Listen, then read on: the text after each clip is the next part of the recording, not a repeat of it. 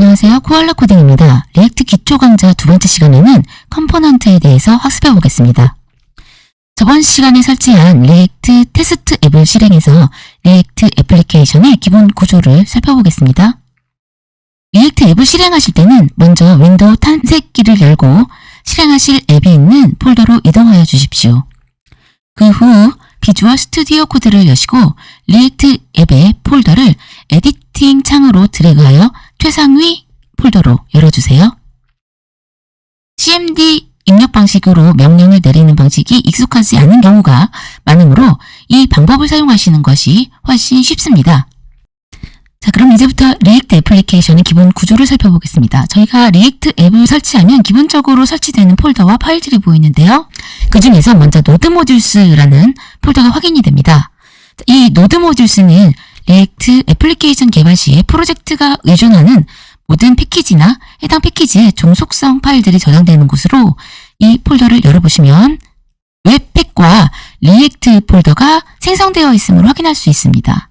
리액트에서 앱 개발 시에 연결되어 있는 객체나 라이브러리, 파일들을 의존성 파일이라고 부릅니다. 간단히 말해서 기존의 정적 웹페이지 개발 시에 슬라이드 구현을 위해 사용하던 스와이퍼 같은 것들을 말할 수 있는데요.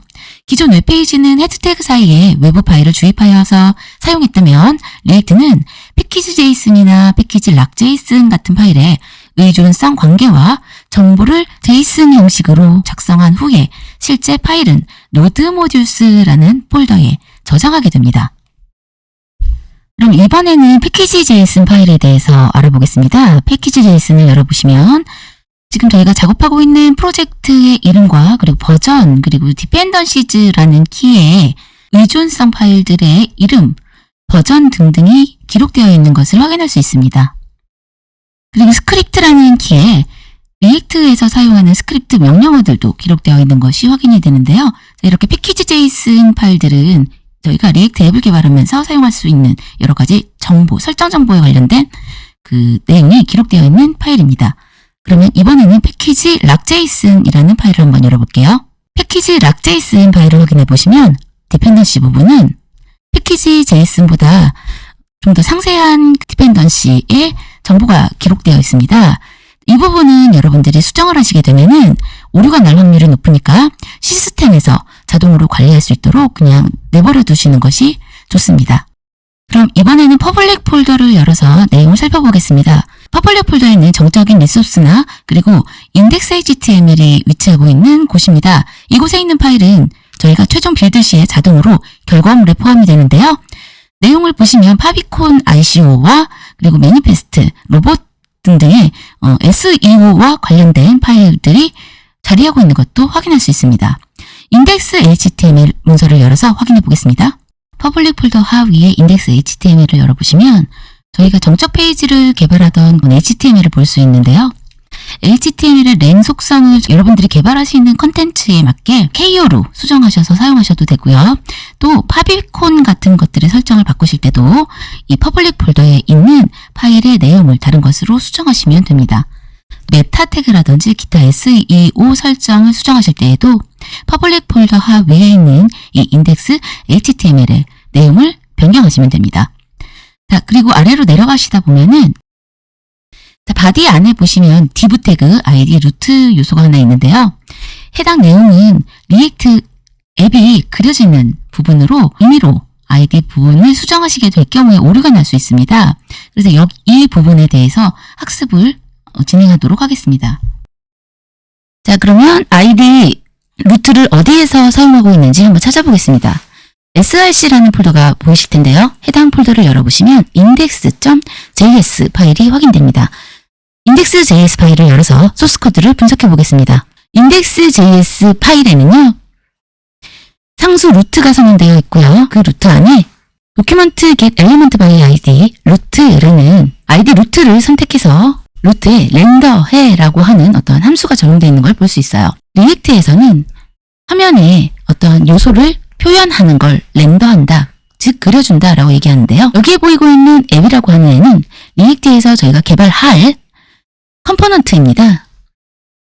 그러니까 즉 이 소스 코드는 방금 저희가 살펴봤던 index.html의 id 루트를 자바스크립트 선택자를 사용해서 선택을 하고 그리고 그 루트에 리액트에서 개발한 컴포넌트를 그려줘 라는 요청을 하고 있는 부분으로 해석할 수 있습니다. index.js 상단을 보시면 import라는 키워드가 상당히 많이 작성되어 있는데요. 자, 이 import라는 키워드는 에크마 6의 모듈 학습을 하신 분들은 익숙하시겠지만 그렇지 않은 분들을 위해서 간단히 말씀을 드릴게요. 이 index.js 파일에서 필요한 여러 가지 함수나 혹은 외부 파일들, 리소스 파일들 같은 것들을 불러들여오고 주입하고 있는 코드입니다. 여기서 보면 1번 라인에 import from react를 react 이렇게 되어 있죠.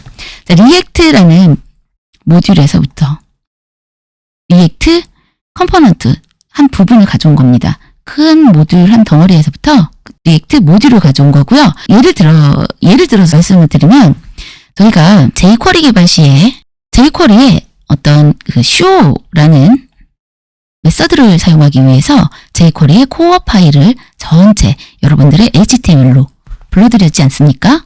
자, 그럴 때에 기존의 웹페이지는 jQuery 코어 파일 전부 다 불러들여온 다음에 메서드를 사용했습니다. 지금 이 모듈 개발 방식은 그런 방식이 아니라 처음부터 로드 시에 필요한 show 함수만을 불러줬습니다. from react는요, react라고 하는 큰 모듈에서 요만한 react 컴포넌트를 사용하겠다라고 해서 요것만을, 요 한 파트만을 index.js로 불러온 것으로 해석하시면 됩니다. 그리고 이제 내용들이 좀 이렇게 잘 살펴보시면 어떤 애는 프롬이 있는 경우도 있고 없는 경우도 있고 뭐 이런데요. 이런 것들은 저희가 점차 학습을 하면서 알아나가도록 하겠습니다. 자, 그러면 앱이라는 컴포넌트를 한번 열어서 확인해 보겠습니다. src 폴더 하위에 앱.js를 열어보시면 이제 이렇게 생긴 코드를 보실 수 있습니다. 앱.js는 최상위 컴포넌트로 리액트는 작은 컴포넌트 단위로 이루어지게 되는데 이때 앱 컴포넌트의 역할은 이런 작은 컴포넌트화된 모듈들을 모아주는 최상위 컴포넌트 역할을 합니다. 앱만 앞에 대문자로 이름이 붙여져 있는 걸 확인하실 수 있는데요. 컴포넌트로 작성된 파일은 반드시 이름이 대문자로 시작해야 된다는 규칙이 있기 때문입니다. 여러분들께서 리액트 코드를 분석하실 때에 파일명 앞에 이름이 대문자로 시작하는 애들은 컴포넌트 파일로 이해하시면 됩니다. 컴포넌트를 만드시려면 조건이 있습니다. 이 앱을 보면서 저희가 컴포넌트의 조건을 분석해 보도록 하겠습니다. 컴포넌트는 일반적으로 함수나 혹은 클래스로 제작을 할 수 있는데요. 현재 이 앱 같은 경우는 함수형 컴포넌트입니다. 펑션하고 앱이라는 함수로 선언되어 있습니다. 자, 그리고 컴포넌트는 리턴 값이 반드시 있어야 합니다. 그런데 리턴을 아무거나 하면 되는 게 아니라 UI 요소, 태그랑 비슷하게 생겼는데요. UI 요소를 리턴해야 합니다. 그리고 이름을 대문자로 작성해 주셔야 하고요. 그리고 컴포넌트는 외부에서 불러서 써야 하기 때문에 반드시 마지막에 익스포트를 해주셔야 합니다.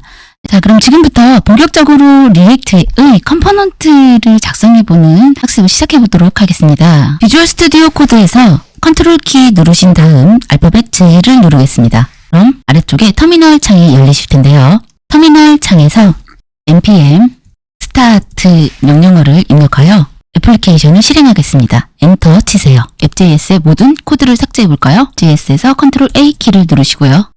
키보드에 딜리트 키를 눌러서 전부 삭제하겠습니다. 리액트에서 로고 이미지를 불러오겠습니다. 1번 라인에 import from 이라는 키워드를 작성해 보도록 하겠습니다. 지금 작성하는 명령어는 현재 디렉토리로부터 로고 svg 파일을 가져오기 위해서 상대 경로를 입력하는 작업인데요. import문은 외부에 있는 파일을 우측에 작성하는 경로로부터 불러들여오는 자바스크립트 문법입니다. 경로를 작성하실 때는 문자 형식으로 작성을 해주셔야 하고요. 대상 파일은 같은 src 폴더에 있는 로고 svg 파일을 가지고 오도록 하겠습니다. 동 위에 위치한 파일이기 때문에요. 다운표 안에 점/ 해서 디렉토리를 작성하도록 하겠습니다. 그리고 로고 .svg라는 파일명을 작성하시고요. from 이라는 키워드 응에는 변수명을 작성하시면 됩니다. 로고 한 칸 띄고 로 작성해 주십시오. 자, 그러면 우측에 있는 이 파일을 이제 앱.js에서는 로고라는 변수명으로 불러서 사용할 수 있습니다. 그럼 이번에는요, 앱이라는 함수형 컴포넌트를 선언해 보도록 하겠습니다. 펑션, 초괄호 열고 닫고, 중괄호 열고 닫고, 그리고 대문자 A 하고요. pp라는 소문자를 작성해서 함수형 컴포넌트를 선언했습니다. 컴포넌트는 클래스 문법을 사용하시거나 혹은 자바스크립트의 함수를 사용해서 생성하실 수 있는데요. 함수형 컴포넌트 생성 시에 이렇게 선언적 함수를 사용하셔도 되고요. 익명 함수를 사용하셔서 작성하셔도 상관없습니다. 함수형 컴포넌트 앱이 선언되었습니다. 이 함수는 JSX 문법으로 작성된 UI를 반환하게 될 것인데요. return turn 해서 return 함수를 작성하겠습니다. 컴포넌트는 이렇게 return을 반드시 작성해줘야 하고요. return 값으로는 반드시 UI를 반환해야 합니다. 자, return 함수 안에 img를 입력하시고 키보드에서 탭키를 눌러주세요. 자, 그러면 태그가 자동 완성이 되는데요. 자, 이 친구는 HTML의 태그입니다. 저희는 JSX 문법의 태그를 사용해 볼 것인데요. 태그하고 비슷하게 생겼지만 조금 다른 문법을 사용하는 친구입니다. JSX는요, 여기 자바스크립트를 작성하실 때는 이렇게 중괄호를 하시면 이 안에 자바스크립트 표현식을 넣을 수 있습니다. 지금 저희가 임포트 문에 이 로고를 이미지 로고 svg를 이렇게 할당한 변수, 얘가 지금 자바스크립트 변수인데요. src의 속성 값으로 이 로고 변수를 이렇게 넣게 되면 이미지에 img 태그의 src 속성 값으로 이 로고 변수가 할당되게 됩니다. 자, 이제 마지막으로 앱JS를 외부에서도 불러서 사용할 수 있게 익스포트 하는 작업을 해주셔야 하는데요. 익스포트 디폴트 하고 앱이라는 이름으로 내보내 주시기만 하면 이제 실행 화면에서 이미지를 확인해 보실 수 있습니다. 컴포넌트명을 작성하겠습니다. 프래그먼트는요, 저희가 중괄호를 넣고 중괄호에 사이에다 프래그먼트 컴포넌트명을 작성해야 되는데요.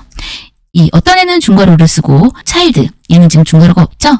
이 중괄호 유무에 대한 것은 추후 설명을 다시 해드리도록 하겠습니다. 자, 프래그먼트 컴포넌트 적용 방법은요. 리턴문 안에 지금 빈 태그 있지 않습니까? 이 빈 태그에다가 그냥 이렇게 일반 컴포넌트처럼 작성해 주시면 됩니다. 그리고 빌드 후에 모습을 보면 똑같이 태그가 생성되지 않은 것을 보실 수 있습니다.